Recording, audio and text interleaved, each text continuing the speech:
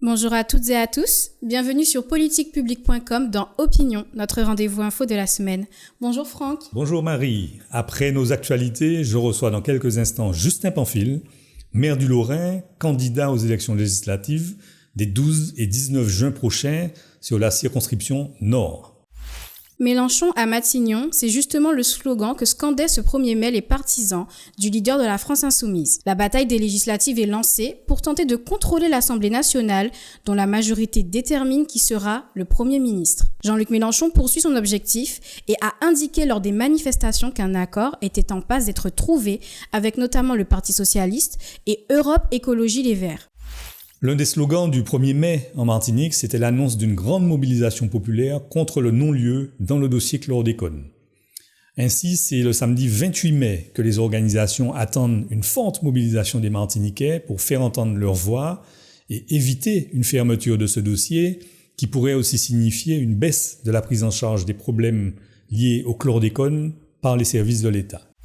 Le congrès des élus que souhaite mettre en place le président de l'exécutif pour, je le cite, formuler officiellement au nom du peuple martiniquais nos exigences en matière de leviers d'action locaux, suscite de nombreuses interrogations.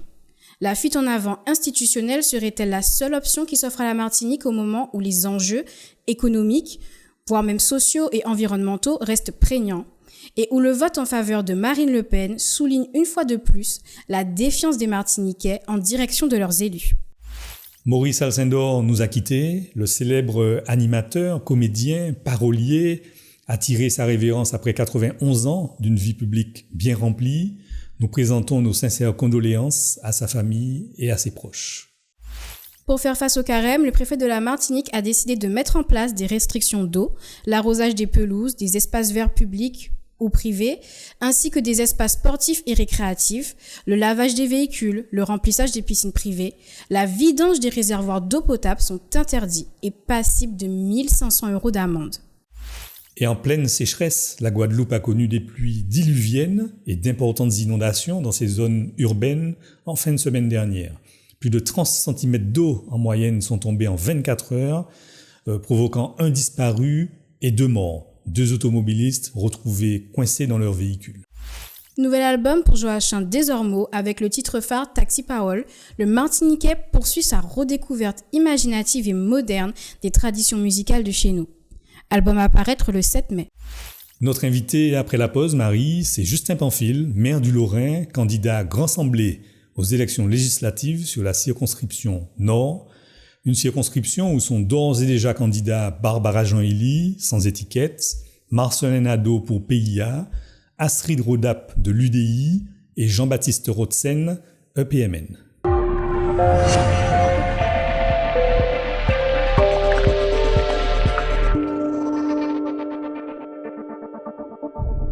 Bonjour Justin Pamphile. Bonjour Franck Sainte-Rose-Rosemont. Comment ça va ? Ça va très bien. Je suis en bonne forme, en bonne santé. Et en tout cas, s'il y a quelque chose qui me fait mal, je ne le ressens pas encore. Bon, il n'y a pas de raison que ça arrive. Vous n'êtes pas passé loin en 2017 de cette élection législative. Parce qu'aujourd'hui, vous êtes candidat aux législatives qui vont se tenir les 12 et 19 juin prochains. 11 et 18 pour nous, parce que c'est le samedi. Vous êtes donc candidat pour la deuxième fois sur le Nord. Vous n'êtes pas passé loin la première fois, à la surprise de certains, apparemment. Et là, vous semblez revenir plus déterminé que jamais. Oui, c'est-à-dire qu'en 2017, j'ai fait campagne et il m'a manqué 2900 voix. Mais je rappelle quand même que la grosse commune qui était Sainte-Marie, effectivement... son maire était candidat. Tout naturellement, les Samaritains ont suivi leur maire. Bon, je crois que sur ça, ça peut être apprécié de manière peut-être tout à fait normale. Et je reviens, effectivement. J'ai appris à connaître mes erreurs. Je sais les erreurs que j'ai pu commettre dans la campagne de 2017. Et je sais surtout les trahisons que l'on peut connaître dans ce type de campagne. L'avantage que j'ai en 2022, c'est que, à la rigueur, je ne pars pas en me disant que j'ai beaucoup d'amis. Et puis qu'à la fin, en arrivant, on se rend compte qu'on avait beaucoup plus d'ennemis que d'amis.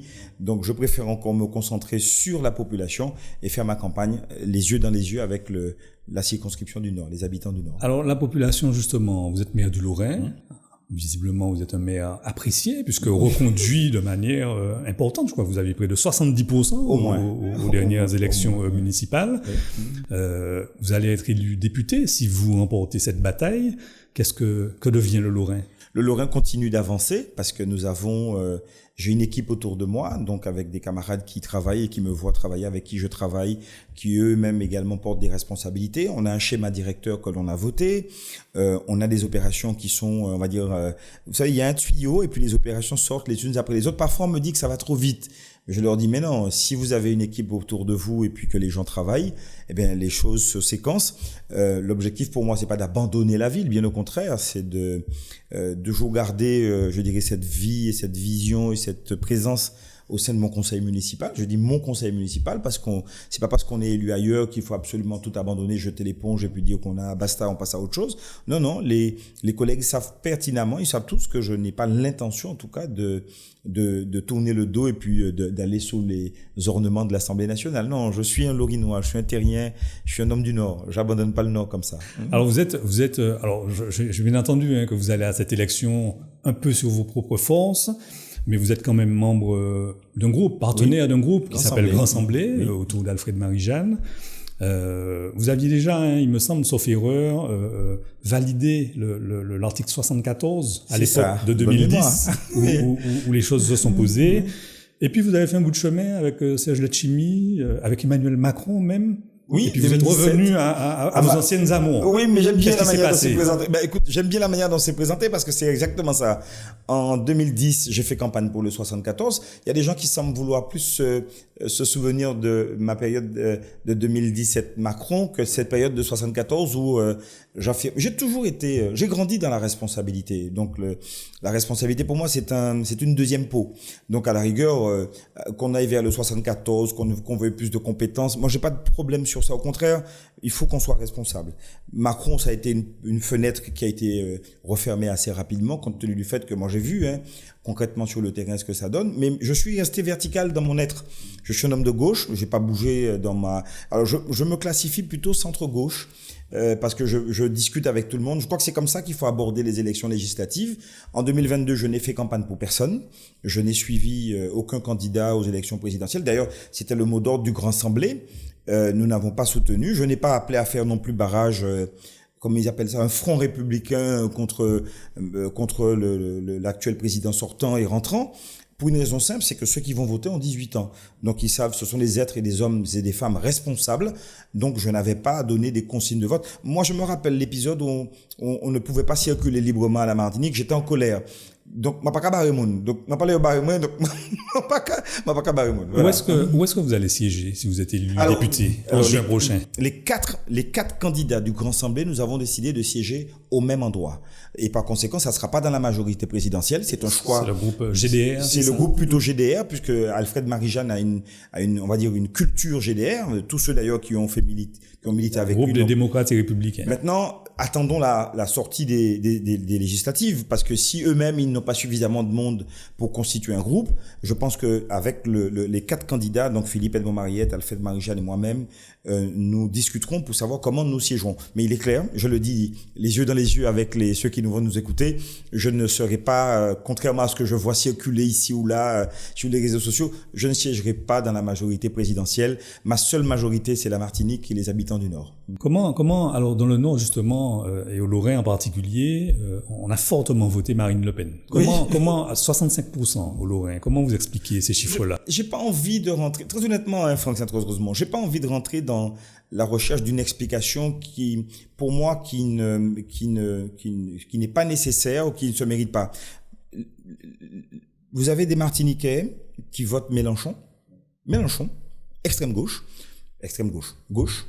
Gauche radicale, on dit parfois aussi. Mais gauche, quelqu'un qui porte des valeurs de gauche, qui le dit peut-être de manière suffisamment forte pour qu'on puisse penser qu'il est dans une extrême. Qui sort, c'est quand même un virage, c'est pas un virage à 360 degrés. Ils sortent de là et ils vont de l'autre côté, mais ça veut dire que peut-être qu'en passant au milieu, celui qui est là, ils n'en veulent pas. Tout simplement. Parce que je ne crois pas que le Front National ou le Rassemblement National arriverait demain matin et qu'il sera accueilli tambour, trompette, avec des groupes à pied à l'aéroport du Lamentin. Je pense que l'avion aurait peut-être plus eu du mal à atterrir. Et là, on se serait posé la question de la schizophrénie de ceux qui votent d'un côté ou de l'autre. Non, je pense que les Martiniquais n'en veulent pas, n'en voulaient pas. Et du pire, ils ont choisi d'aller au pire. Maintenant, on verra bien aux législatives quel sera leur choix. Mais non, les Martiniquais sont lucides. Et je préfère m'en tenir à cette lucidité-là et ne pas chercher à donner une explication. Moi, quand je vois une ville comme Fort-de-France où Fort-de-France, le vote Fort-de-France est un vote Rassemblement National, je peux m'interroger encore beaucoup plus qu'au Lorrain. Mais maintenant, l'objectif, c'est pas de pointer du doigt une ville contre une autre. Quand on regarde Shellshare, quand on regarde Trois-Îlets, bon, il y a des résultats. Il faut les prendre un petit peu à froid et ne pas chercher forcément à trouver des explications qui donnent l'impression qu'on veut rendre coupable quelqu'un. Les Martiniquais sont des êtres et des hommes et des femmes responsables. Vous êtes déjà en campagne? Ça se sent pas? Oui, ça se sent, mais sur le terrain. Oui. Hier j'étais à Shellshare, j'ai passé une merveilleuse journée du côté de Terreville où j'ai rencontré des hommes vrais, des personnes avec qui j'ai partagé mon repas. Hier j'étais également au Carbet, j'ai passé une journée merveilleuse du côté des hauteurs du Carbet, Viemazie, et j'étais surpris parce que j'ai été accueilli de manière tellement j'étais moi-même surpris de l'accueil qui m'était fait. Chaleureux, alors. Oui. J'étais dans le vrai pays, le pays où les gens sans artifice sont ceux qu'ils sont. Mais j'ai passé une merveilleuse journée et je fais un petit salut au passage à Laurent Carlet, qui savent. Et donc merci pour la merveilleuse journée d'hier. Merci Justin Pamphile. C'est moi Bonne qui dis campagne merci à vous. Et puis à bientôt, certainement sur le terrain. Et je dis aux Lorinois, aux Marinois, aux Saint-Anais, aux Martiniquais, une élection se déroule certes dans des circonscriptions, mais les députés qui sont élus, ce sont les députés martiniquais, dans la circonscription du Nord en l'occurrence pour moi. Je leur dis à bientôt et puis rendez-vous le 11 juin pour le premier tour. À bientôt. Merci Justin Pamphile. Merci à vous de nous avoir suivis et à la semaine prochaine.